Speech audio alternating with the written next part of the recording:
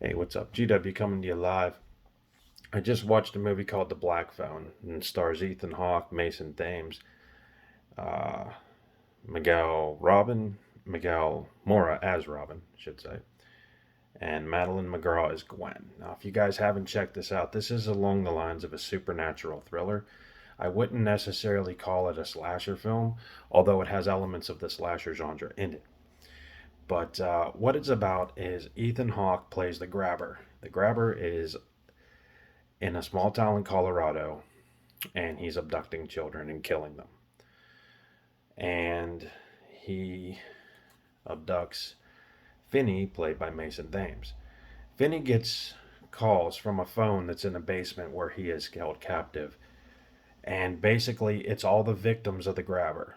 And they're giving him advice on how to get out of this room. Now, at first glance, that would seem like a stupid idea for a film. But actually, it works because it's done in a way that makes total sense.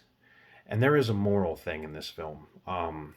Everyone drives this kid, Finney, all the victims, to stand up for himself. And it's a valuable lesson to learn in the real world. Sometimes you cannot rely on other people. Sometimes you have to take matters into your own hands and just go with your gut, and you might be able to escape an unescapable situation.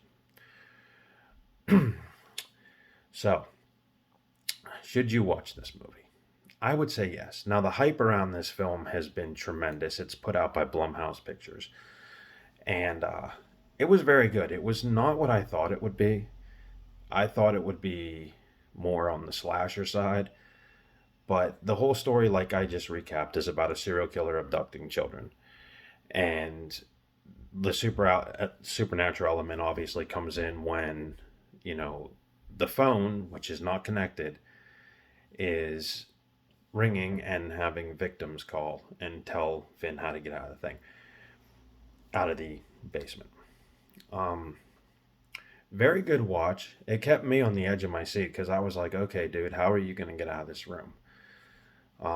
Ethan Hawke is amazing as the grabber. I mean, you really believe that all the wires in this guy's head aren't crossed. You really don't know his motive, but apparently, when the story starts, he has been doing this, time and time again. Now, this movie, I believe, is set in 1976, and you can tell the outfits and everything match the time period. And it does have elements of the grainy footage used in, such movies as Texas Chainsaw Massacre. In fact, there's a reference by a character in the beginning of the movie about the Texas Chainsaw Massacre. It plays in a drive-in. So one would theoretically assume that the timeline for this movie is correct. Um, all in all, kept me on the edge of my seat, and I really recommend it. I really thought it was a very good supernatural thriller. You didn't know quite where it was going to go until you finished it, and it was really cool. Very cool. Now, I know I promised you guys an Alligator 2 review, so here's what happened. I actually, yesterday, got up at 3 o'clock in the morning and I put on the Alligator 2 Blu ray and I started watching it. First of all, there's a few things that I'm going to address that many people don't know. Number one, whenever I get a horror film, I like a good bloody R rated, you know, movie that gets under your skin that's creepy. And even if it's a creature feature, you would expect, for an alligator movie, especially after watching the first one, that the blood and gore would be amped up a little bit. What I did not know was this film was a PG-13, which I'm not disputing that. I'm not saying that's a bad thing by any means, but the the way that it was presented, it really just rehashed the first film. I didn't even finish it. Um, the acting was a little bit wooden, and I didn't really get into it. So maybe at a later date I will do that. I tried watching it, I really did, and it just seemed like every element that made the first film pretty good made this one just a copycat. The other thing I did notice was the director of the first one, Louis Teague, was not involved in this project, and from the very jump, you could see why. Um, Now, the parts of the movie I did see, they took B and C level actors. There was a gentleman who played a homeless guy on the show Night Court who was in here, who was in Alligator 2. And if you saw Alligator 2 or you watched any episodes of Night Court, he was hanging around Dan the Man Fielding. He was also in an episode of Married with Children where they went to go find fake gold in Colorado. He was in there. He was working at the gas station. Very cool gentleman, and I'm not saying that detracts from the movie, but there was no real A-list. It was more C-list actors. The stories were fleshed out more so, and the creature was less in the film, at least the parts I saw, like I said.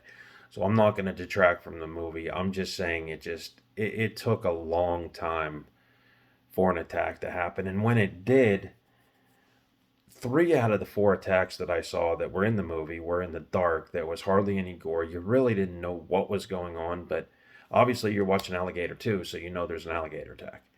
So at some point I will finish the review of the movie, and this has to be the only one that I have not, really completed. The other thing is that we've been under a lot of stress lately, just family stuff, tensions, things like that. And my heart wasn't in the right place to do a review yesterday. But I figured that I saw the Black Phone on Peacock and I said, you know what?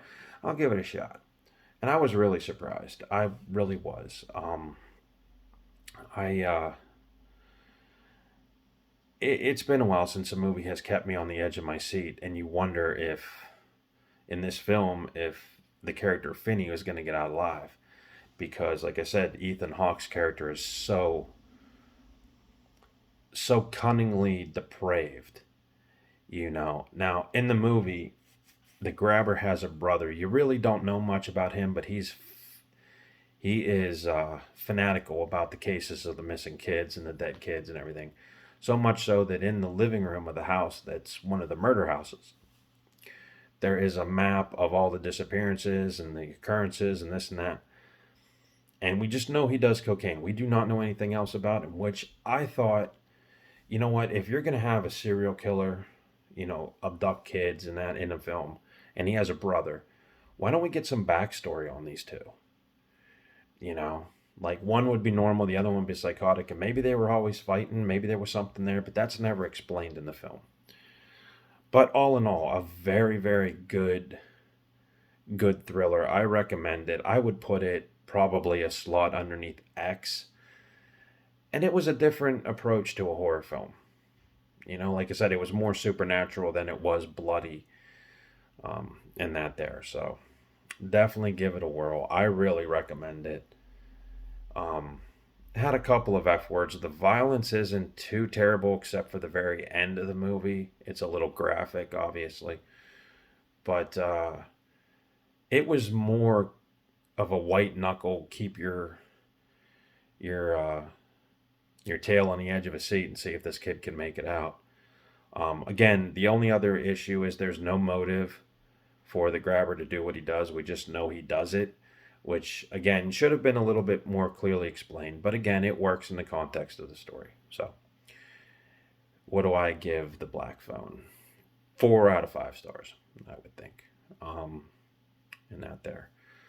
So, if you're looking for something to do this rainy day and you haven't seen it, check it out. Now, I'm assuming too that on the DVD or the Blu-ray of this release, there'll be a lot more stuff, probably deleted scenes and in-depth commentary with the directors or the director, maybe, extended scenes, maybe featurettes. And that's what I'm kind of looking forward to in this, because I want to know more about the story. The story was pretty amazing, interesting take. And again, the acting in this film is phenomenal, which is another reason that you watch it, because the acting seems real.